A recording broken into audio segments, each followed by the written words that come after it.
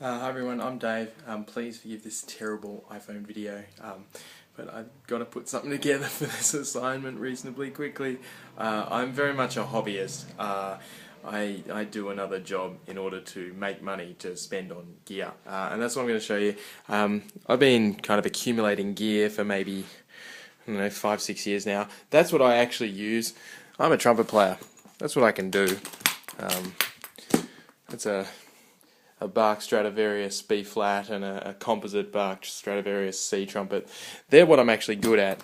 But then, I don't know, I do a little bit of sort of singing and things, and I suppose this is the beginning of the signal chain on one level. That's a Rode NT1 condenser microphone. It's a very large diaphragm condenser. It's good. That's the iRig mic that I just recently bought to plug into this iPhone. That's good fun. That's an Electet, also a condenser microphone, which is, I don't know, it's a bit better than I thought, but it picks up a lot of signal noise from the iPhone. That is a Shure PG48 dynamic mic, which I use to kind of, vocal stuff that doesn't matter so much, and that there is a Carillion Axis 70 ribbon mic, which I record trumpet through and stuff. And for that's a pretty cheap ribbon mic, but it goes pretty well. That's a guitar I can't play. Over here is where some of the action starts to happen. That's the X122 USB mixer that Behringer make, which is also a USB audio interface. It's not bad as an audio interface. It's not exactly pro quality, but it's reasonable. That's the direct box that I got from Samsung, so that I can plug either the guitar or this thing, which is a Yamaha silent brass pickup mute. I'm working in a little studio, a little apartment here in Sydney in Australia, and you can't make too much noise, so I sometimes run the output of that little microphone preamp, the pickup mute, into the Samsung box there, and that helps get a little more clarity to it.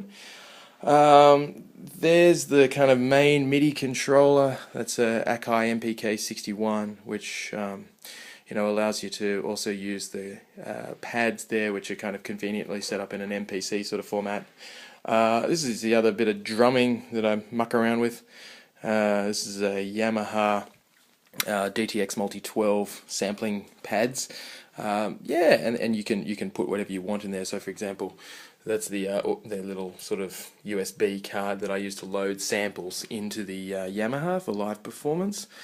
So signal chain coming out of that USB into the mainframe here. This is an Asus X75, I think. I forget the exact model name, but it's pretty good. I got this beginning of this year. It's quick.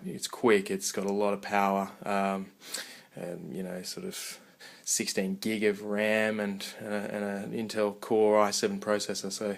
So that's running Reason there. You can see the desk is modeled off a Solid State Logic 9000. Really beautiful sounding. And then coming out of that, out of the two sort of XLR outputs of the mixing desk, are two Yamaha HS50 studio monitors. They're really pretty. They sound good. They're very flat, and help you to judge your sound well.